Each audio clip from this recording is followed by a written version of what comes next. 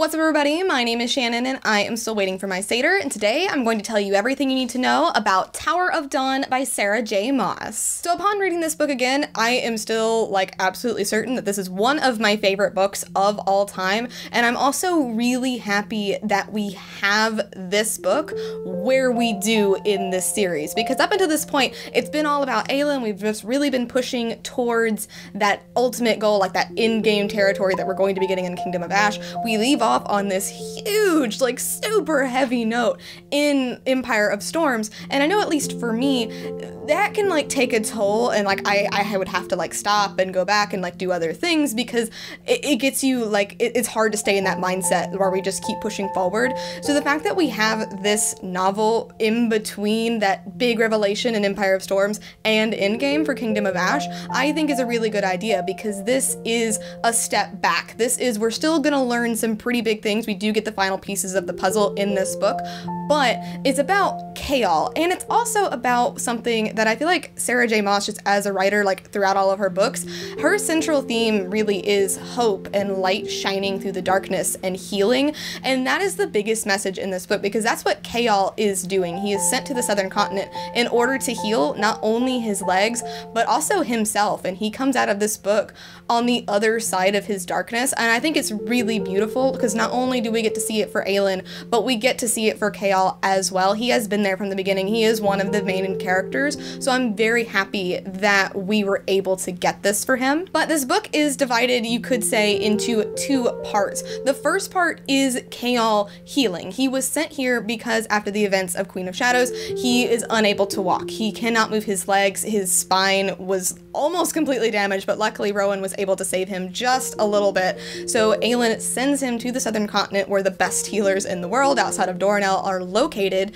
so that he can heal, and also in the hopes that maybe he can bring some armies back with him to help fight in their cause. So in this, we meet a character named Irene. She first made her appearance in The Assassin and the Healer in The Assassin's Blade, and through Chaol and Irene interacting, we finally start to see this healing, because they go where they fear to tread, and that is the darkness inside of themselves, not the darkness inside of other people, not facing your fears or whatever. It's facing the darkness in you, that darkness that you hold so tightly that it controls who you are and that it manipulates you even if you don't think that's happening. And they learn that this darkness is yours to shape, because it is wholly yours. It only will take control of you if you let it. So if you are aware of that, hopefully you can come out of the other side of it and be better and be healed from this experience. So it's not just Irene healing Chaol's legs, which she does do, but it's also them combating their darkness together. And they do come together. They are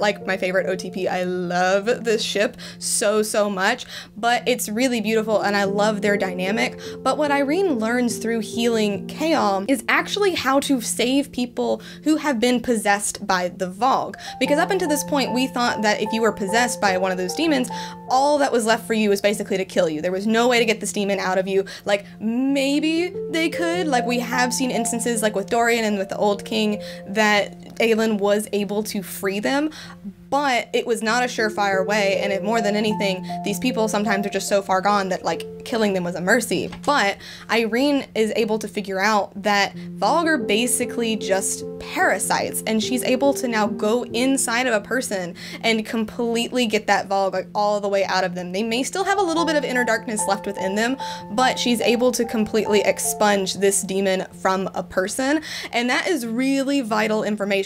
That could be a game changer when it comes to the war. And we do have Vogue hunting her. We do have Vogue hunting Irene, trying to keep her from learning this information, because we also learn that healers have always been the key to the Vogue's demise. That's why there are so many healers on the southern continent, because a long time ago, a bunch of Fae from Doranel came over, bred their magic into the land, and then let that history be forgotten, so that these healers could learn and thrive and keep on going, so that if the darkness ever returned, if the demon wars ever started up again, these healers would be here so that they could save everybody and push that darkness back. And there are a lot of little cool Easter eggs that tie into that throughout the whole series, and I think that was like really amazing to kind of tie in. But the second half of this book is Nazrin rallying forces in order to take back to Aurelia in order to fight with Aelin in the coming war. Now, originally she came here with Chaol, they were together, but there was this sadness with Nazrin. Like, she's going back home, like this is where her people are from, she wants to see her family, she's worried about her family that she had to leave behind.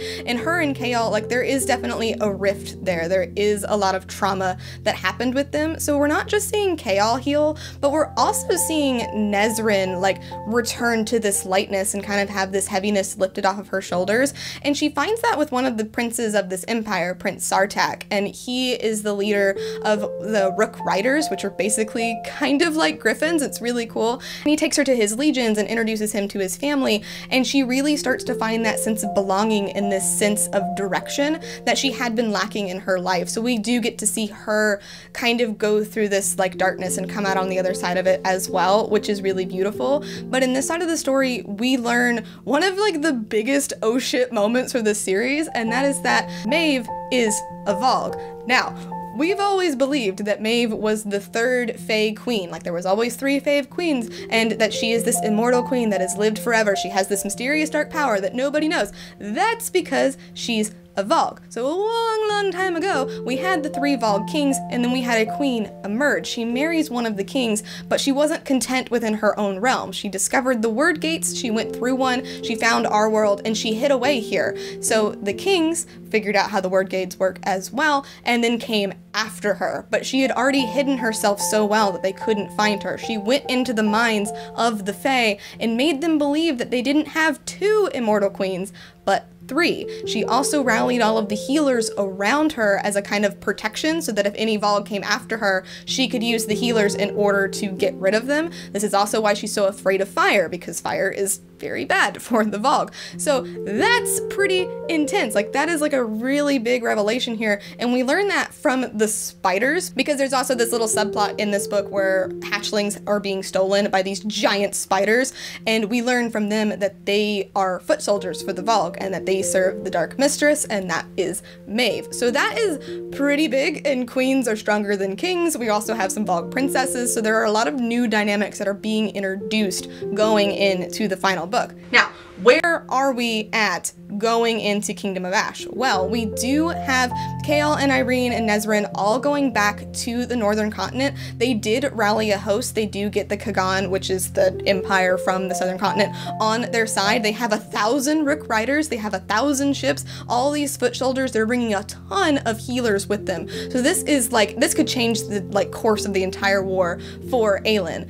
But here's the thing, they don't know that Aelin was kidnapped by Maeve. They don't know that Lysandra is pretending to be here. So there is a little bit of irony, there is a little bit of angst going into this book. A couple other things to keep in mind here. We also find a man who also made an appearance in Assassin's Blade, who is Lissandra'S uncle. So he also doesn't know that Lysandra isn't going to be around because she's pretending to be Aelin.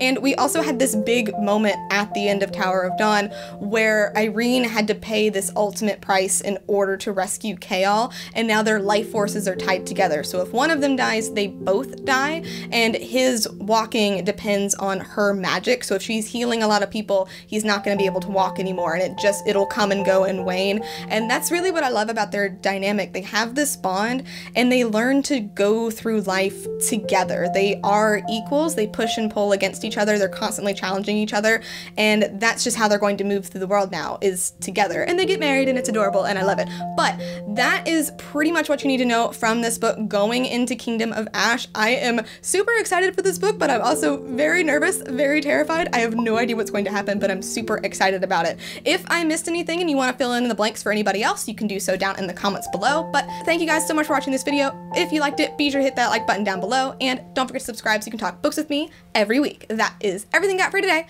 and I will see you guys next time. Bye!